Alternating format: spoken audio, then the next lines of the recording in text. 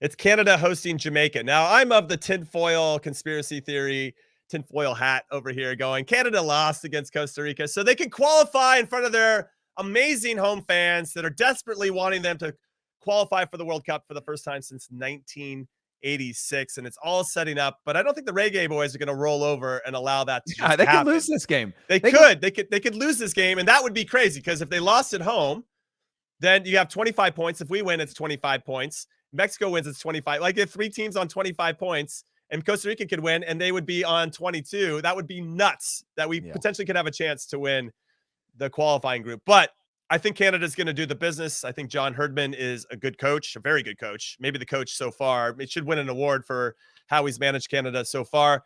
Mark-Anthony Kaye, a bit of a suspect double yellow card. The first one I thought was a yellow card if you saw it. The second one, if everybody can see me or if you can't, he just kind of walks and he shoulders another player that's coming across, right? The Costa Rican.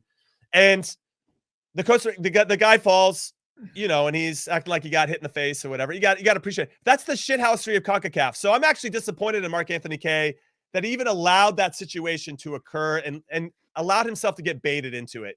Now, I remember that happening to me in the Gold Cup against Panama. Blas Perez did the same thing to me. The referee gave me a quick yellow when Blas Perez was the one that actually walked in my path. And then when I kind of ran into him, he fell down and I got the yellow card. That's just part of being in CONCACAF. And Mark-Anthony Kaye, well, he'll know better from this point forward, and so will Canada overall. You can't get engaged in those type of antics, especially when you're so close to qualifying. That said, I just think Canada has played well. That's their only loss so far in World Cup qualifying. And I just think at home, they're going to be up for the task. And I like the way that John Herdman motivates his team. No, it's not possible Canada doesn't qualify. They're guaranteed at least 4th.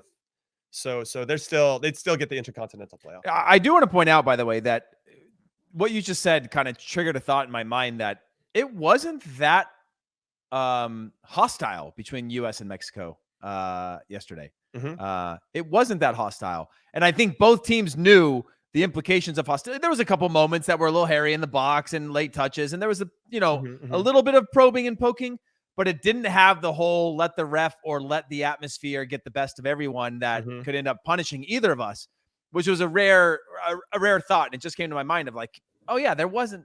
Well, Yedlin had a tackle that could have been. I mean, he got a yellow on it. Even then, you would have expected Mexico to be go a lot crazier in that moment because on the replay, that was a pretty harsh challenge. And then you got to hands around the throat that we've seen the last games, things like that. That like all of those little things that could lead to now with VAR there, an ability to change the direction of the game, and it just seemed like cooler heads prevailed in that one. And it just came to my mind right now. I was like, how bad was it? And I was like, no, it didn't get as bad as it could have, at least how it did in previous games where they were just actively trying to get somebody to be sent off, especially with Tyler Adams on a warning and things like that. But anyways, this Canada game.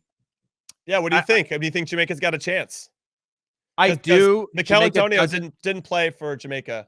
Yeah, he didn't travel. He didn't travel in this game. I'm not sure if he's traveling for doubt this one as well. I doubt it. Also, I think Jamaica are capable of something. You can't sleep on those guys. You can't sleep on them. I do think Canada wins this, but again, I'm almost at the point where I've got so much trauma in my head that I just keep willing things to happen that aren't actually going to happen, like Canada not winning this one. But Canada should be able to qualify in front of their fans. If I'm taking like the U.S. soccer fan hat off for a second and just thinking about being a Canadian player and the environment and the opportunity under pressure to qualify in front of your fans, you're like, that's one of those things where you're like, yeah, we're going to do it. Like we've got a bunch of people that have got the motivation and we've gotten this far. We're not going to let it down now. They've got enough of that maturity and quality and experience in the team that it'd be silly to not think they're going to win this one. Yeah. I was going to say that the last time these two teams played, it was in Kingston. It was 0-0. And Mikel Antonio didn't play in that one as well. They had Kamar Roof and Shamar Nicholson playing up top. And in their last game against El Salvador last night, they had up top Gray and Green. So Andre Gray and so it's like Daniel Green. They've had other options up top without relying on Mikel Antonio. And I just don't think you can sleep on these guys. They just need a draw too to qualify. Right. I know. I know. So like a draw guarantees. So they can be them a really top thoughtful. three. Yeah, they can be thoughtful about their approach. But yeah, I agree with you that Canada's going to do it, and early congratulations to them. I don't want to. I'm not trying to jinx them because I want them to qualify. I want our Canadian friends to get into the World Cup. I think that would be a very special occasion for them and the country. And they've been good overall. and surprisingly good and deserve it, you know. So just to finish up this episode of In Soccer We Trust, and we appreciate all of your support, whether you're listening or watching. So long may that continue. Hit subscribe and like and turn on your notifications and leave us reviews. We would love all that. Who do you think qualifies from this next match day? You think Canada does it? You think you already said the US is going to do it? You think Mexico does it as well? By the way, there's a question up right now from Fight Pizza. Did he put a perm or just gonna take a shower? I was going with like this Charlie Puth, like, you know, like a little bit of that curly, people doing this like curly hair thing right now. And it was just falling this way. I had Kai Havertz, Christian Pulisic. Yeah, I had this hat on. We had these commemorative hats at all of the watch parties yesterday, and I wore it the whole night and didn't get a chance to hit the old shampoo. So I missed your question there, Jimmy, because I had to like take down the old I had to take down the guard for a second there. Fight Pizza wants to change his name to Fight Heath here about your hair. But no, what I was saying is you think. And I'm curious what everybody else thinks too. Hit us up on Twitter at ISWT Pod or let us know right now in the comments. You think Canada qualify after this next match day? You think the US do it? I assume you think Mexico. And then that leaves it wide open for, well, I guess whether you think Costa Rica is going to do the business in El Salvador. Because if we beat Panama and Costa Rica wins, it seems like they've got the fourth spot locked up, or they have at the very minimum have the fourth spot locked up. Yeah, you think we're set? You think we have our top four after the next match day?